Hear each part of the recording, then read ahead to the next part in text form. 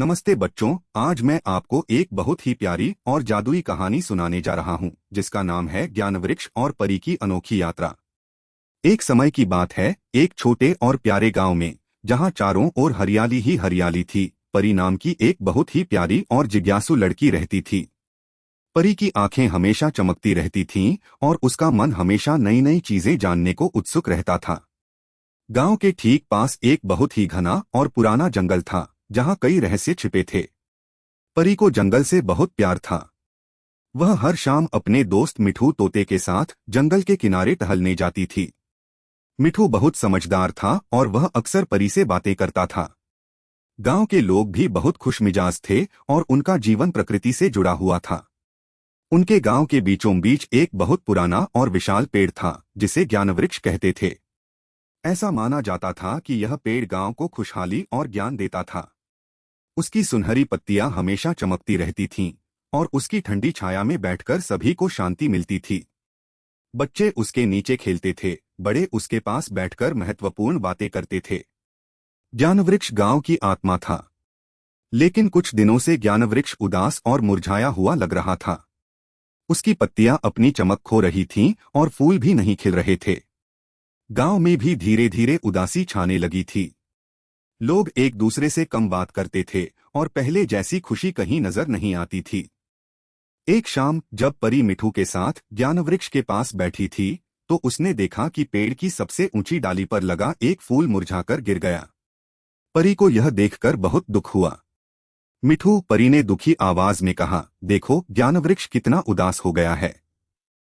क्या हम इसकी मदद नहीं कर सकते? मिठू ने अपनी गर्दन हिलाई और चिंता से बोला, परी, मुझे भी ऐसा ही लगता है। यह पेड़ हमेशा खुशियों और ज्ञान से भरा रहता था, पर अब इसमें कोई चमक नहीं है। गांव में भी पहले जैसी रौनक नहीं रही। परी ने ज्ञानवृक्ष के तने पर हाथ फेरा। उसे महसूस हुआ जैसे पेड़ दर्द में है। उसकी आंखों में आंसू आ गए।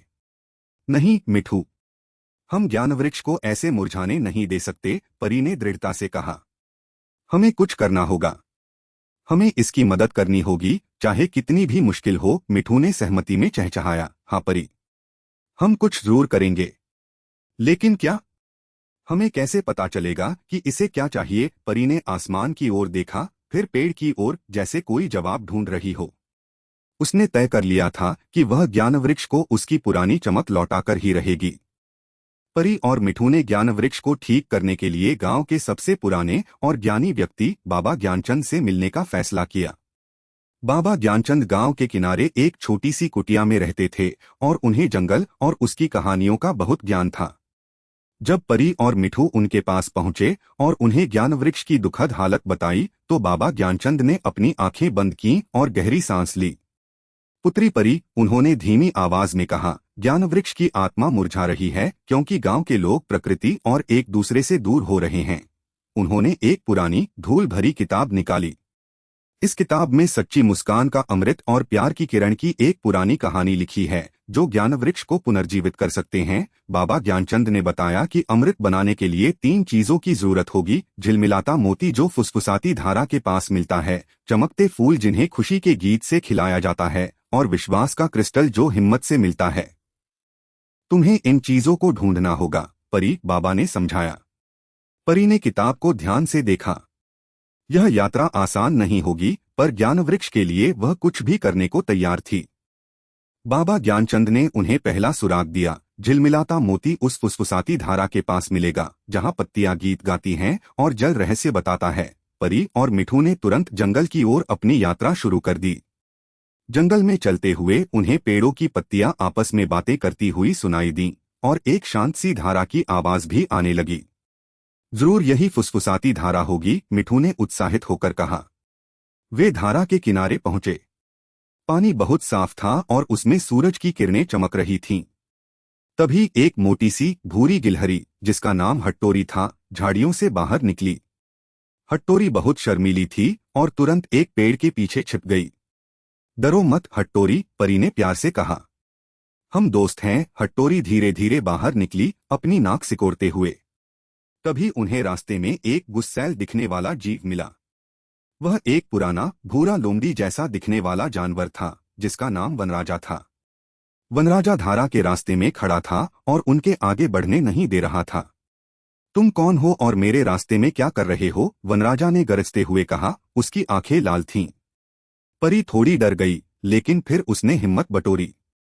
वनराजा, जो देखने में थोड़ा अजीब लग रहा था, असल में एक लोमड़ी नहीं बल्कि एक बूढ़ा अनुभवी भालू था, जिसे गांव के लोग वनराजा कहते थे।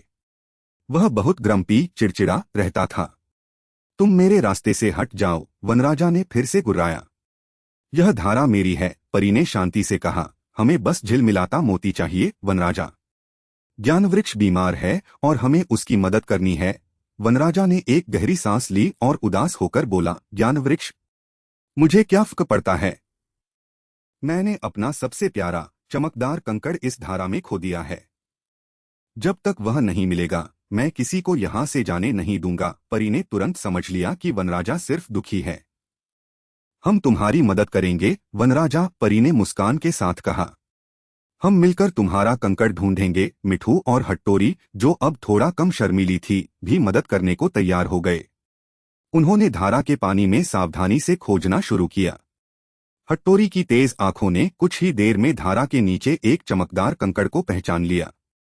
मिल गया, हट्टोरी ने चिल्लाकर कहा। परी ने कंकड़ उठाया और वनराजा को दे दिया। वनराजा की आंखों में चमक आ गई। धन्यवाद परी, वनराजा ने कहा। तुम बहुत दयालु हो। यह लो, यह झिलमिलाता मोती तुम्हारे काम आएगा। वनराजा ने एक चमकीला मोती दिया, जो फुसफुसाती धारा के पास ही छुपा था।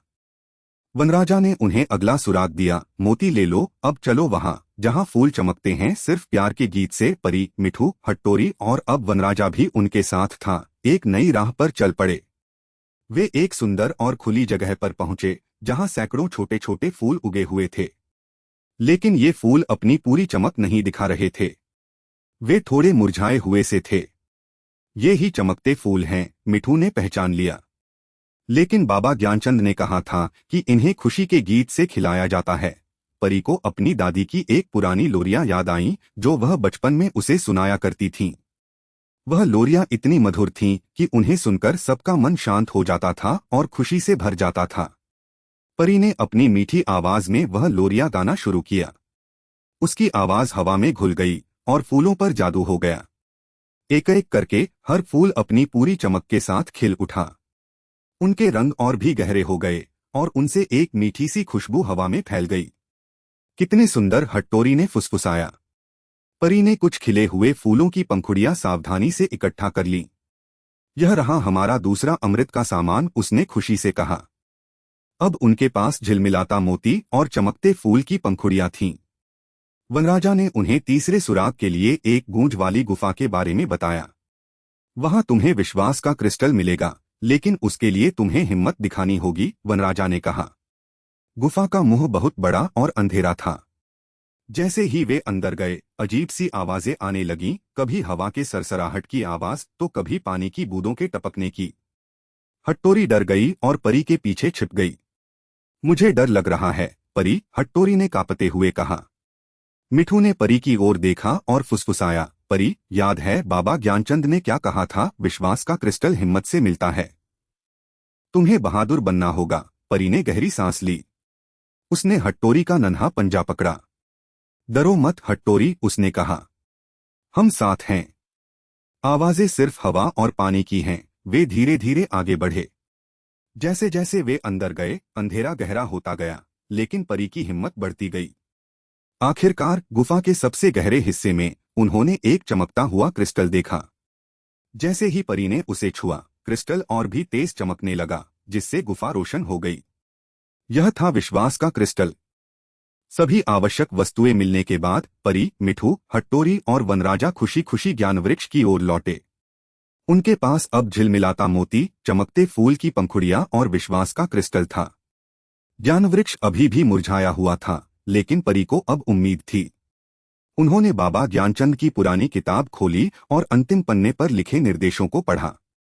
इन सभी चीजों को फुसफुसाती धारा के पवित्र जल में मिलाएं और फिर सच्ची दोस्ती के बंधन और निस्वार्थ सेवा के साथ इसे ज्ञानवृक्ष को अर्पित करें, किताब में लिखा था।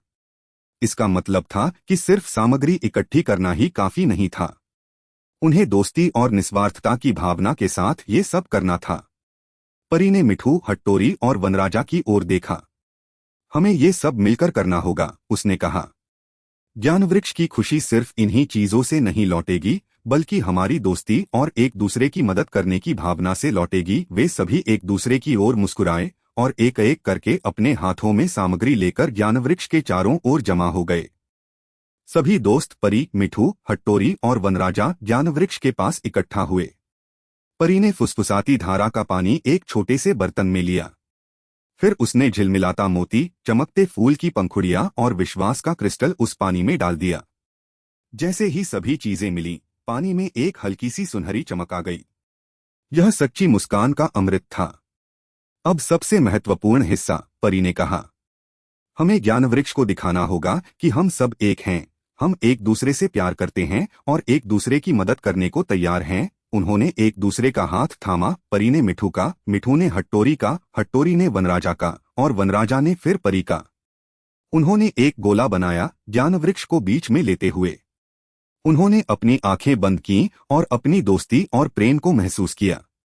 उन्होंने उन सभी पलों को याद किया जब उन्होंने एक दूसरे की मदद की थी, जब उन्होंने मिलकर चुनौतियों का सामना किया था। इस दोस्ती और विश्वास की भावना ने अमृत को और भी शक्तिशाली बना दिया। जैसे ही परी ने वह सुनहरी अमृत ज्ञानवृक्ष की जड़ों में डाला, एक अद्भुत चीज हुई। ज्ञानवृक्ष के तने से एक तेज, सुनहरी रोशनी निकलने लगी। रोशनी धीरे धीरे ऊपर की ओर बढ़ी, उसकी हर डाली को छूती हुई। पेड़ की मुरझाई हुई पत्तियां तुरंत हरी भरी हो गईं और उन पर एक नई चमक आ गई। फूल खिल उठे और उनकी खुशबू पूरे गांव में फैल गई। ज्ञानवृक्ष फिर से मुस्कुराने लगा। उसकी सुनहरी चमक इतनी तेज थी कि पूरा गांव रोशनी से भर गया। एक गर्मजोशी और खुशी की लहर पूरे गांव में दौड़ गई। लोगों ने अपने घरों से बाहर आकर देखा और उन्हें विश्वास नहीं हुआ। ज्ञानवृक्ष फिर से जीवंत हो उठा था। उसकी टहनियां खुशी से झूम रही थीं, जैसे वह अपने दोस्तों को धन्यवाद दे रहा हो। परी, मिठू, हट्टोरी और वनराजा ने एक दूसरे को गले लगा लिया। उन्होंने मिलकर यह अद्भुत काम किया था। गांव के सभी लोग ज्ञानवृक्ष के पास आए। वे हैरान थे कि यह सब कैसे हुआ। परी ने उन्हें अपनी पूरी यात्रा सुनाई, कैसे उन्हें झिलमिलाता मोती, चमकते फूल और विश्वास का क्रिस्टल मिला, और कैसे दोस्ती और निस्वार्थ सेवा से सच्ची मुस्कान का अमृत तैयार हुआ। गांव वालों ने परी और उसके दोस्तों को बहुत धन्यवाद दिया। उन्हें अपनी गलती का एहसास हुआ कि वे प्रकृति और एक दूसरे से दूर हो गए थे। सबसे बड़ा बदलाव वनराजा में आया। वह अब ग्रम्पी, चिड़चिड़ा नहीं था। वह मुस्कुराता था और बच्चों के साथ खेलता था। वह जंगल का असली रखवाला बन गया, जो हर जीव की मदद करता था। हट्टोरी भी अब बिल्कुल शर्मीली नहीं थी। वह अब परी की मदद करने के लिए सबसे आगे रहती थी। मिठू ने हमेशा की तरह अपनी समझदारी से सबका मार्गदर्शन किया। ज्ञानवृक्ष के फिर से जीवंत होने के बाद गांव में सब कुछ बदल गया। लोग फिर से एक दूसरे के साथ समय बिताने लगे। वे एक दूसरे की मदद करते थे, साथ में त्योहार मनाते थे और जंगल का सम्मान करते थे। बच्चों को सिखाया गया कि प्रकृति कितनी महत्वपूर्ण है और हमें उसकी देखभाल कैसे करनी चाहिए। ज्ञानवृक्ष हर दिन अपनी सुनहरी चमक बिखेरता रहा, गांव को ज्ञान और खुशहाली देता रहा। परी और उसके दोस्त अक्सर ज्ञानवृक्ष के पास बैठकर नई नई कहानियां सुनते थे, जो पेड़ उन्हें अपने भीतर छिपे ज्ञान से बताता था। गांव में अब कभी उदासी नहीं आती थी, क्योंकि उन्होंने सीख लिया था कि सबसे बड़ा जादू दोस्ती, प्यार और दयालुता में होता है। परी ने अपनी यात्रा से यह सीखा कि असली जादू कहीं बाहर नहीं, बल्कि हमारे अपने अंदर होता है, हमारी हिम्मत में, हमारी दयालुता में और हमारे दोस्तों के साथ में। उसने यह भी समझा कि प्रकृति की देखभाल करना कितना जरूरी है, क्योंकि वही हमें सब कुछ देती है। ज्ञानवृक्ष अब गांव का सबसे महत्वपूर्ण हिस्सा था, जो सभी को हमेशा यह याद दिलाता था कि प्यार, दोस्ती और सहयोग से दुनिया में हर मुश्किल को पार किया जा सकता है। गांव के लोग अब समझ गए थे कि एक खुशहाल गांव तभी बन सकता है जब लोग एक दूसरे से जुड़े रहें और प्रकृति का आदर करें। यह कहानी हमें सिखाती है कि जब हम एक दूसरे का हाथ थामते हैं और निस्वार्थ भाव से मदद करते हैं, तो असंभव भी संभव हो जाता है। हमेशा दयालु बनो, हिम्मत रखो और अपने दोस्तों की कदर करो। आपको यह कहानी कैसी लगी?